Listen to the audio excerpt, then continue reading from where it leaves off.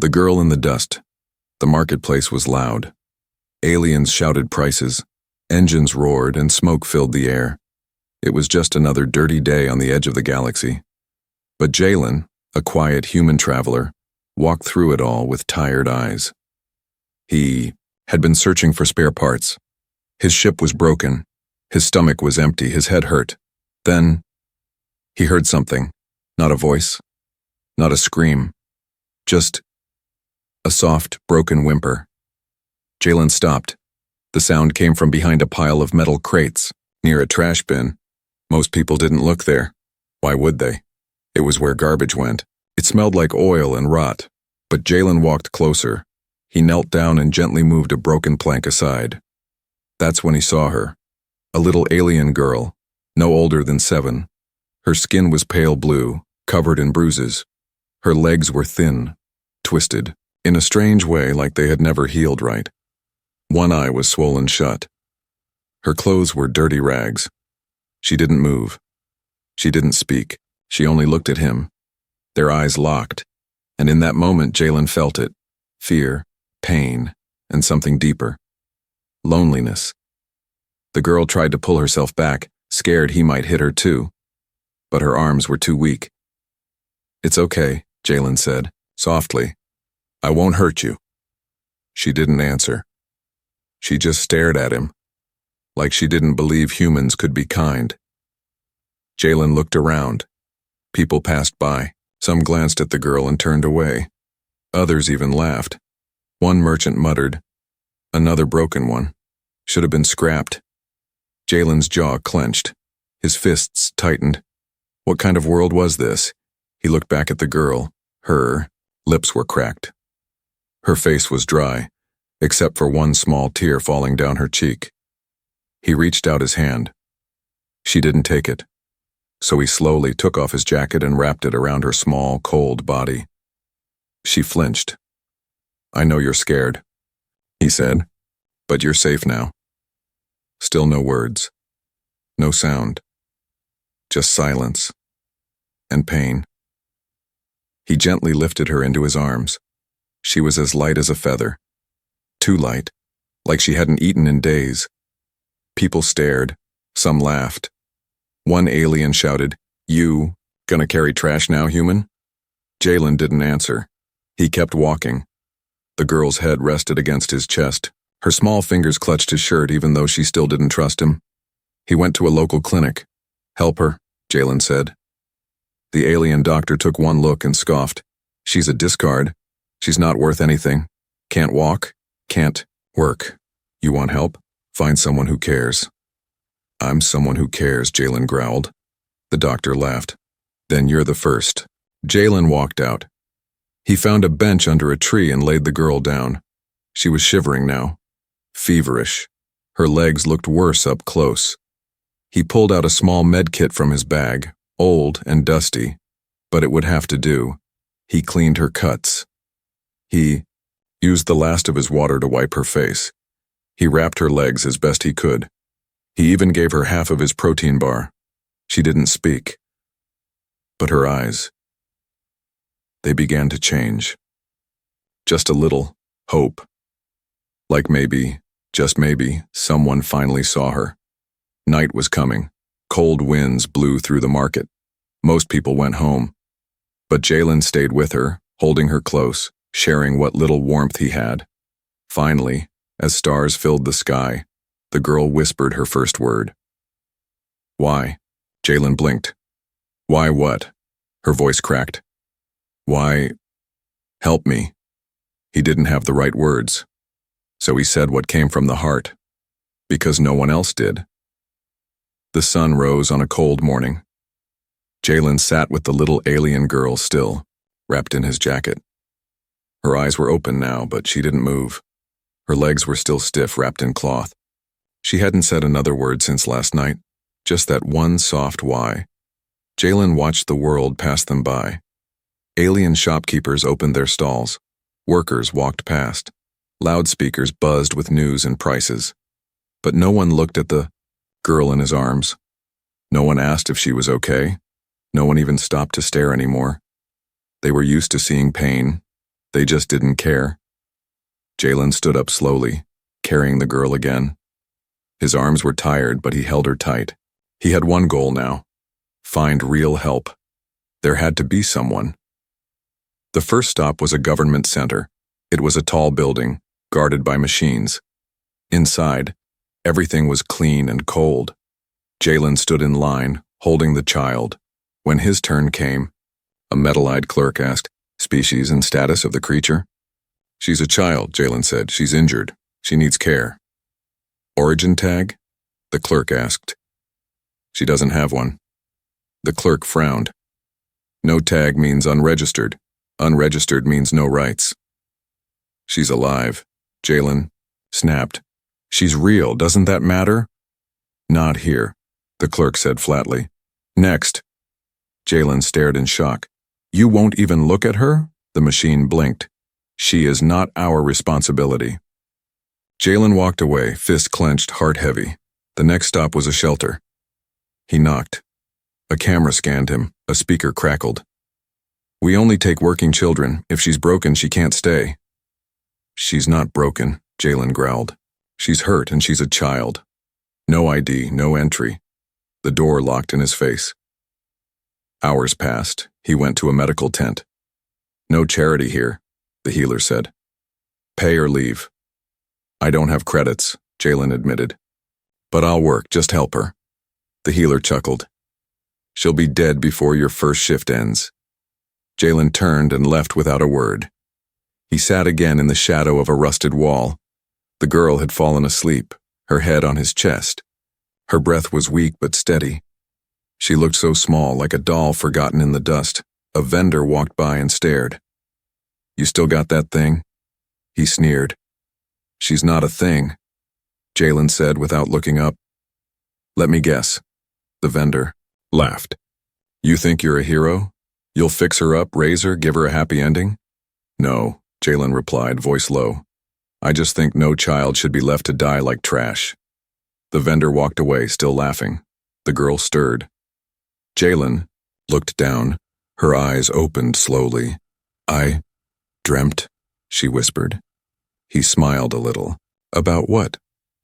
"Warmth," she said. "And water."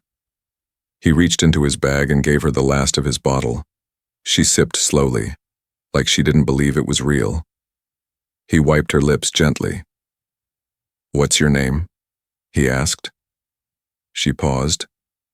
"Then," she said, "they called me Unit 6. "That's not a name," he said. "That's a number." She looked confused.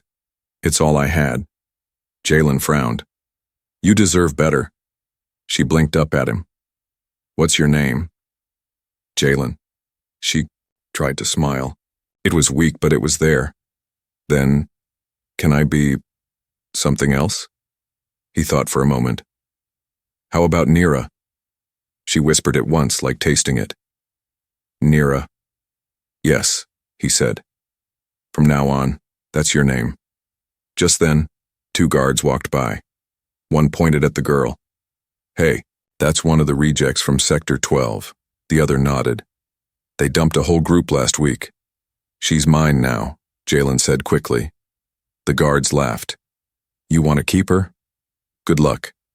There's a bounty on all failed units. Her makers don't want them alive."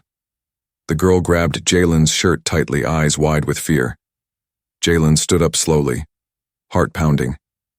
"If you come for her, I'll fight." One guard smirked. "You'll lose." They walked away, but their threat stayed in the air like smoke.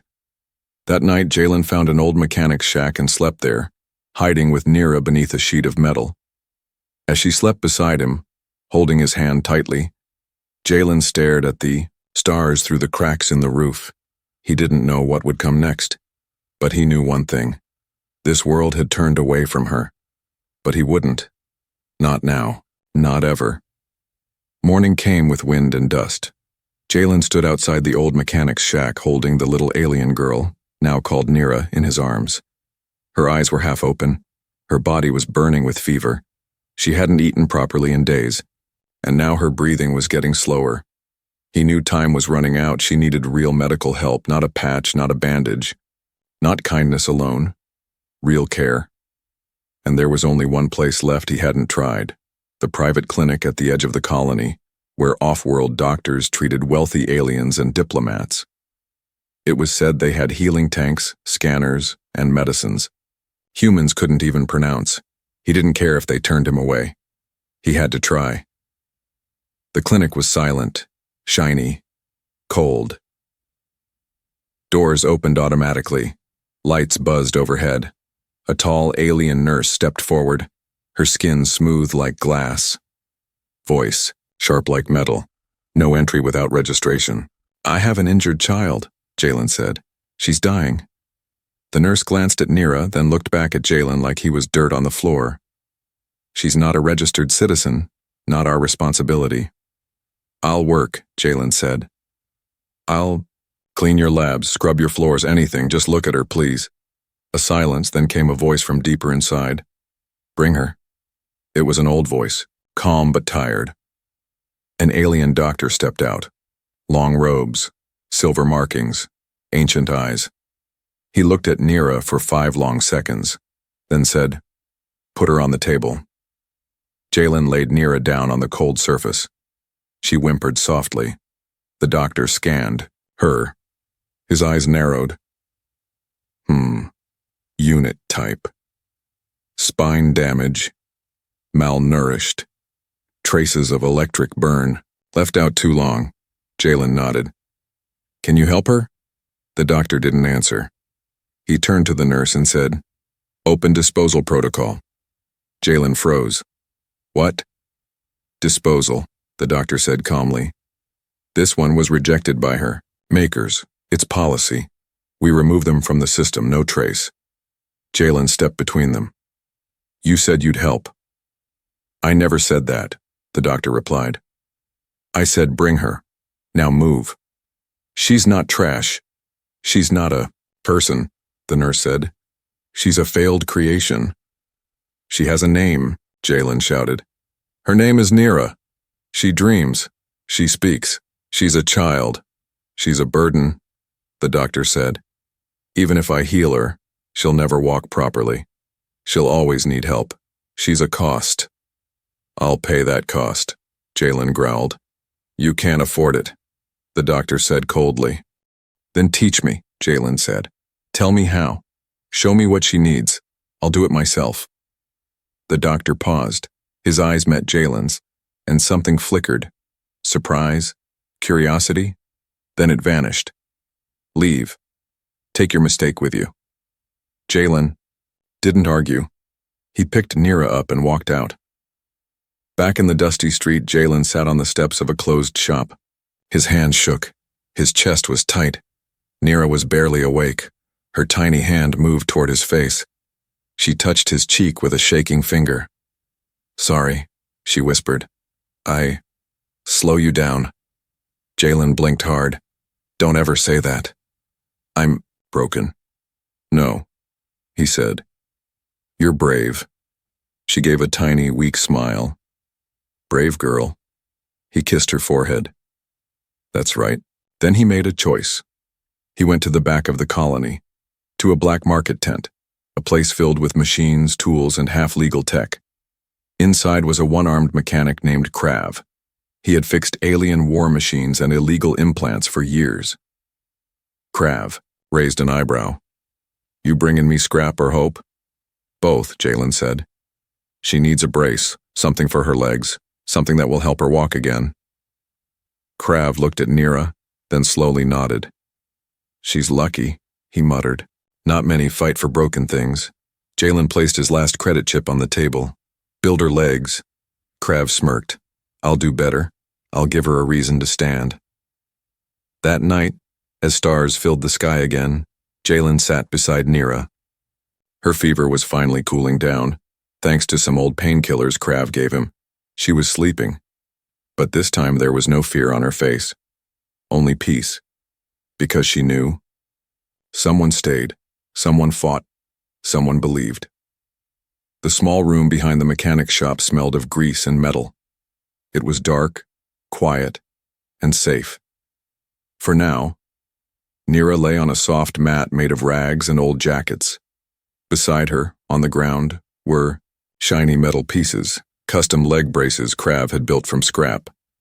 They looked rough, but they were strong. Jalen sat across from her, watching closely. He had spent the night wiping her forehead, checking her breathing and whispering that everything would be okay. Now, for the first time, she was awake. Fully awake. Her large silver eyes blinked in the dim light. "Hey," Jalen said softly, "you're safe." She didn't answer, but she looked at him, like she was trying to remember who he was, or why he hadn't left her. He moved closer. "These," he said, holding up the metal braces, "will help you stand. Maybe even walk one day." She stared at the braces, then back at him. Her lips trembled. Her mouth opened, slowly, and then came the softest sound. "Why? Me?" Jalen leaned in, surprised. "What?" She said it again. Her voice cracked, like it hadn't been used in years. "Why? Help? Me?" His heart sank. That was her question? After all the pain, all the silence, and that was what she wanted to know. He sat beside her. "Because I saw you," he said. Tears filled her eyes. "No one saw me before," she whispered. "I did," he said, "and I won't stop." That day, Krav showed them how to use the braces. "They'll hurt at first," Krav warned. "Her legs are weak, but if she tries a little every day, she'll get stronger." Jalen knelt beside her. "Ready?" She nodded, just a tiny nod, but it was brave. Together, they fastened the braces around her legs. Krav had added soft padding to protect her skin. The straps clicked tightly. Jalen gently lifted her to a sitting position. "Let's try standing," he said. She looked scared, but she didn't look away. He wrapped his arms around her and slowly helped her rise. Her legs trembled. Her whole body shook. But she didn't fall. She stood on her own feet. She gasped. "I'm up." "Yes, you are," Jalen said, eyes shining. "You're standing, Nira." Krav grinned from the corner. "Look at her. First step soon, I bet." They practiced every day. Jalen held her hand, sometimes both hands. Nira cried when the pain was too much. But she didn't quit. Not once. Jalen made a chart on the wall. Each day she stood longer, walked one more step, or spoke one more word. He made a mark. Krav even gave her a small music chip to play while training. The first time she smiled, it was during a slow, gentle song.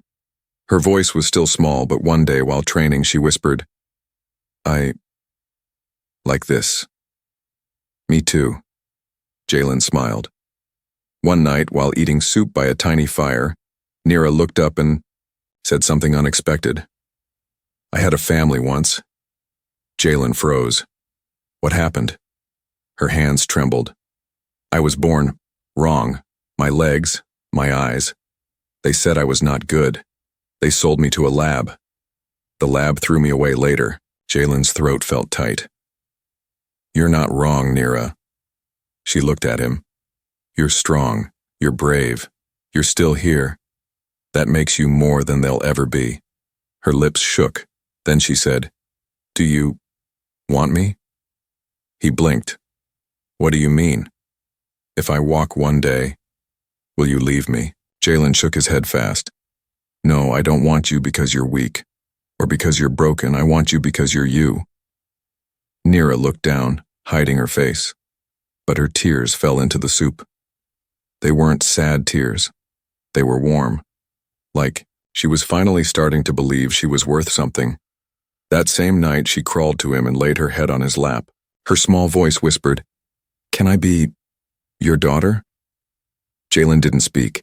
He just pulled her close, heart full. "Yes," he whispered, "you already are." The day started quiet. Nira took her slow steps across the workshop, holding Jalen's hand. Her metal braces clicked with each movement, but she didn't complain. She was getting stronger, 1 foot at a time. Krav watched with a smirk. At this rate, she'll be running by next week. Jalen smiled. She already runs, just not with her legs yet. Nira beamed.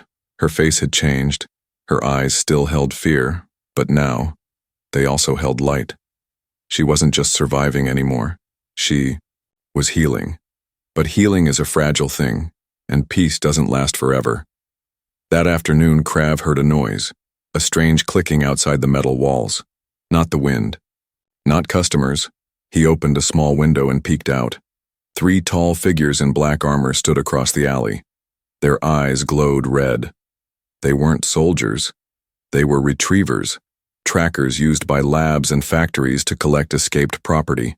One of them held a scanner. It beeped, pointed straight at the workshop. Krav slammed the window shut. "We've got trouble." Jalen looked up from where he was teaching Nira to tie her shoes. "What kind?" "The kind that doesn't knock." Jalen's mind raced. He looked at Nira, small, brave, unaware. "Go to the back room," he told her. She frowned. "Why?" "Just go, please." She obeyed without a word.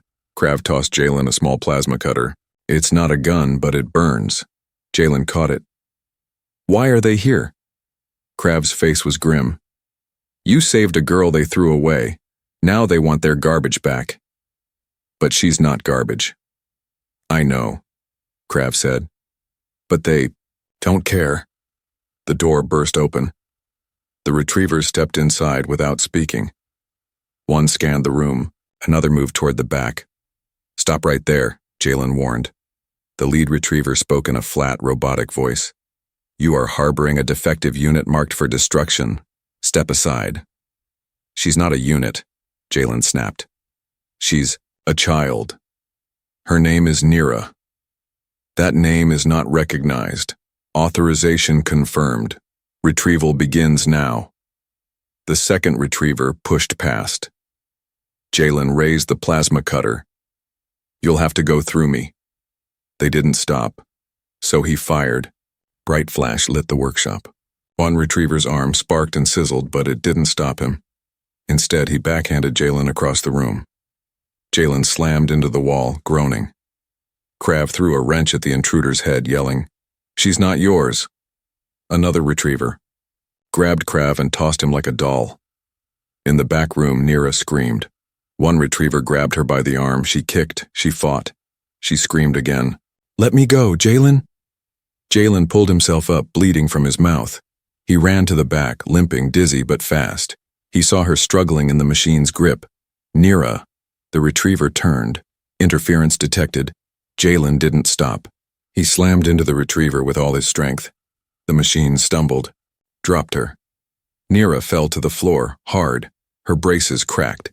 She cried out in pain, but she crawled toward Jalen, hands shaking, reaching for him. The retriever raised its arm to strike. Then, bang! A sudden explosion rocked the side of the shop. The wall blew open. Smoke filled the room. Through it walked a figure in full armor holding a real blaster. "Touch her again," the new voice said, "and I'll tear you apart." The retrievers froze. "Who are you?" one demanded. The stranger stepped forward. "Her protector." Jalen looked up, stunned. The armored figure turned to him. "I followed your case," the voice said. It was deep, human. "Didn't think you'd last this long. You proved me wrong." The retrievers scanned the stranger, then turned and left, silent but not defeated. "We will return," one warned. "Then bring more," the stranger said coldly. Once they were gone, the stranger removed his helmet. A scarred human face, one eye replaced by a cyber implant. He looked like someone who had survived 10 wars and didn't fear an 11th. "I'm Rig," he said. "Jalen," he replied, still stunned. "You saved us." "No," Rig said, nodding toward Nira. "She saved herself. Most wouldn't have lasted this long." Nira whimpered softly, crawling back into Jalen's lap. Her legs were bleeding again. One brace was shattered. But she looked up at Rig and whispered, I'm Not going back? Rig smiled gently. No, kid. You're never going back. That night, Jalen sat beside Nira, gently cleaning her wounds. She knew, he whispered. She knew they'd come for her. Krav patched the wall. Then we make sure they never do again. Jalen looked at Nira, holding her close. No one takes my daughter from me. And deep in the shadows, someone else watched. Not a friend. Not yet, but someone who had just seen a little girl choose to fight for her life and win. The stars stretched across space like cold fire. Inside a stolen cargo ship, Jalen sat in the pilot seat. His hands were tight on the controls. Beside him, Rig checked the scanners. In the back room, Nira lay on a padded bed, resting. Her broken brace had been replaced with one Rig built himself. They had escaped the colony, but they weren't safe. Not yet. Not even close. Tracker pings coming from behind us. Rig muttered. 3 ships. Fast ones. Jalen's stomach turned. How long? 10 minutes, maybe less. Jalen looked back at the door to Nira's room. She had just started to smile again, just started to sleep without nightmares. And now this. I won't let them take her, Jalen said. Rig gave a short nod. Then hold tight. The ship jumped into hyperspeed. Hours passed in silence. When they finally dropped out of light space, stars spun slowly outside the window. They were now in a lawless system, Fracture Zone 9. No rules, no governments, no protection, but also no labs, no retrievers. Just floating junk, old stations, smugglers, and empty space. In the back, Nira woke up. She called softly, Jalen? He rushed to her side. Her eyes blinked slowly. Are we safe? He hesitated. For now. She sat up, touching the brace on her leg. It doesn't hurt as much. That's good. He smiled. Rig fixed it. I want to walk again, she whispered. I want to run. I want to live. Jalen felt tears behind his eyes. You will. I promise. Later that night, the ship docked at an old mining station. Half of it was abandoned. The other half, full of people who lived off broken systems and forgotten tech. Rig guided them through the shadows. I know someone here might give us false IDs, a fresh start. Jalen nodded. That's all I want for her. A real life. They waited in a dark room while Rig disappeared into the station. Nira sat on a bench watching a small screen. It showed Earth animals, dogs, birds, whales. Are these real? She asked. Yes, Jalen said. From Earth, my home planet. She leaned against him. Will you take me there one day? One day, he whispered. When it's safe, and smiled. But peace never lasted long. Rig returned fast, breath sharp. Bad news. Jalen stood up. What is it? Retrievers found the station logs. They know we're here. Nira's eyes widened in fear. We have to run again, Jalen said. No time, Rig answered. They're already inside. Loud siren blared through the station. Warning. Unknown forces detected. Lockdown initiated. Rig pulled out a blaster. We fight our way out. No choice. Jalen held Nira's hand tightly. Can you walk? I can try, she said bravely. They moved fast. Alarms echoed everywhere. Red lights flashed. Panic spread through the halls as aliens ran for exits. Then they came. Tall, cold, armored retrievers. They didn't speak. They just marched, like machines, toward their target, toward Nira. Rig opened fire first. His blaster roared, dropping. The lead retriever with a spark to the chest. Jalen ducked with Nira, helping her through a side door. We need a ship, he shouted. Rig covered their path. Bay 3, go! But more retrievers appeared. One fired, a sharp beam of blue light, hitting Jalen's shoulder. He grunted in pain but didn't stop. Nira screamed, Jalen! I'm fine, he gasped. Keep moving. They reached Bay 3, one small ship. Old, ugly, but working. Jalen threw Nira inside. "Strap in!" He turned back. Rig was still shooting, fighting like 10 men, but he was getting surrounded. Jalen hesitated. Then Rig shouted, "Go! Get her out!" Jalen didn't want to leave him, but Nira was crying now, clutching his hand. "Please. Let's go." He made the choice. The ship engines roared. As they lifted into space, Jalen looked back one last time. He saw Rig standing in firelight, still fighting, still protecting. In space again, Jalen flew blind. He didn't know where they were going, only knew where they weren't going. Back. Nira wiped her tears. "Will Rig be okay?" "I don't know," Jalen said quietly, "but he gave us a chance." She looked out the window, eyes full of stars. "I want to be strong like him." "You already are," Jalen said. She smiled, then whispered, "I don't want to run forever." "You won't." He took her hand, holding it tight. "Next time," he said, "we stop running, we fight back." The stars were quiet now, far too.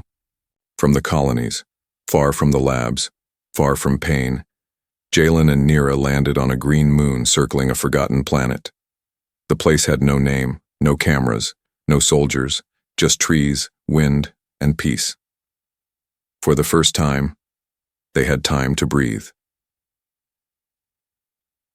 Boer, small cottage was old but strong. Jalen fixed it up with help from local traders.